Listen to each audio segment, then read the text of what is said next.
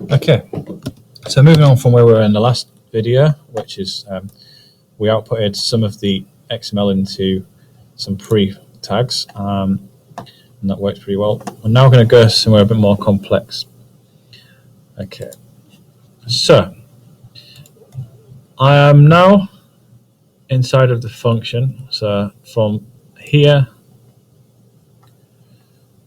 all the way down to here, you'll notice that I've made the function substantially longer, but I've also put some comments in, which is good practice for explaining your code to other people when they work with it. So this is the same function as before in name, and it accesses the same things. It brings in the XML from the XHTP on ready state change function, and I've now created a variable called target element to store the demo div ID. So what this means is it's just a new name and it's a bit more meaningful, that's all. I'm then creating a variable called XML doc as before, but in this case the difference is that rather than it being response text, we're bringing the XML in just as is, which will allow us to access it in a more dynamic way and format it more efficiently. So we still are sending the contents of XML doc to the debugger, although I could comment that out just by putting 2 forward slashes in, which is a short comment, 1-line comment. You can also do multi-line comments with /* and then close that with */. That just allows you to make little comments that help you understand what's going on. So in the next line, this is a new line. I've created a variable, I've called it numalbums. Numalbums will then count in XML doc the number of elements that are called album. So if we have a quick look in my XML file music store, which I've been uploading, and I'll just collapse it down, you'll see that I've got 3 albums currently. And so it should count them as 3 and return the value 3 when I am asking for the length of that. And so that length, that number, is stored in numalbums, which is referenced here further down, because what I'm doing is I'm creating a variable called I, which is short for increment. So this number gets bigger, or will get bigger. It's just a counting loop. So we count, and every time this list of instructions is being completed, the number will get bigger, and then this will continue until a certain clause is reached. So we set the variable and we set the value, and then there's a semicolon, and after that we tell it that while this number is less than this number, in this case it's whilst I is less than 3, continue through and then make it bigger. And the instruction is on this line here. Once it reaches this point, it will then return to the start of the for loop until this does no longer evaluate as true. So there'll be a point where it goes I equals 1, I equals 2, but when it equals 3, it will no longer run. And inside of this, what we're doing is we're referencing to target element. So that's the div that we're going to put everything into, which is further up the document here. You may remember we created a div called demo, and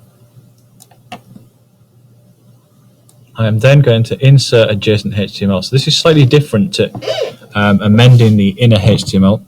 It's a little bit more long-winded, but a bit more effective because it allows you to add to existing HTML, whereas changing the inner HTML means you will just change all of the contents. And there are some parameters that you can add. We have to give a parameter. You can have before end, which will put the new content before the end of the tag. So hopefully after everything that's already in the tag. There are some other options. If we just delete this and put it, and there are our options. We've got after the beginning of the tag, after the tag's end, before the beginning of the tag, and before the end of the tag. And so I'm choosing before end so that it will just loop through the albums, and it'll put the first album first, the second album second, the third album third.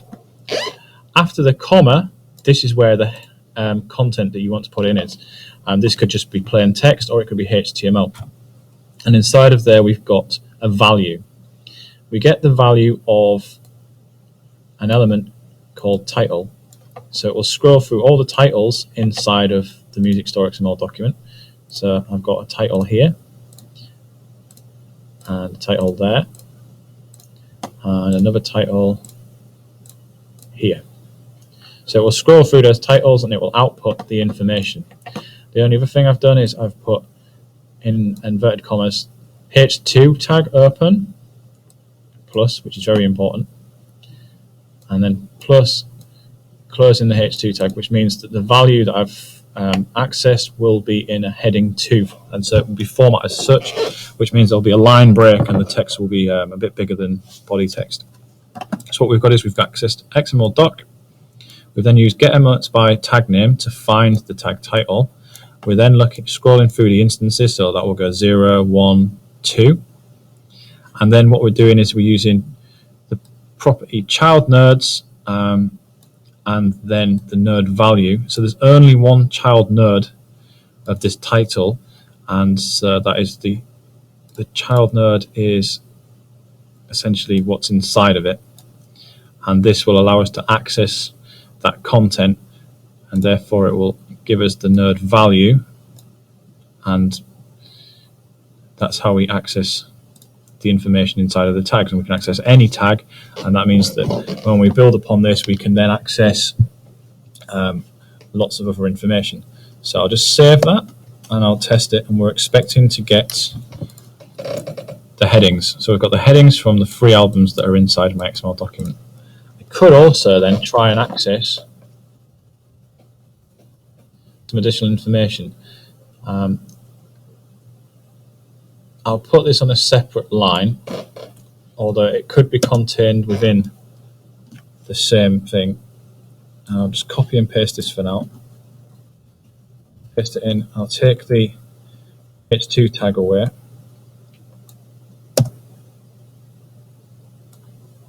And what I'm going to look for is the source. It should be the image sources within the document. Let's just see what we get from that first.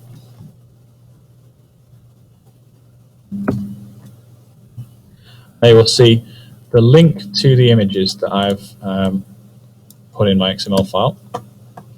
And then as with adding the h2 tag, what we can do is we can put in a different tag. We can use img, which is for image. I'm not going to close it at that point because an image tag is a self-closing one. So I'll put the end of the tag in here, like so. And what we're hoping is that image source equals, and then we're going to need to use speech marks. Now speech marks have to be escaped because they're a special character, so we have to put a backslash in front of them. Otherwise that would cause problems with our JavaScript. So that is representing the speech mark that would be in the HTML.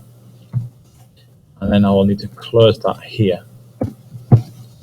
And that should, in theory, give us an image. So if I refresh this page, there we go. The images are included instead of the links to the images. And so that's a relatively simple way of doing it. Obviously, it's a little bit verbose there. And we'll finish at that point.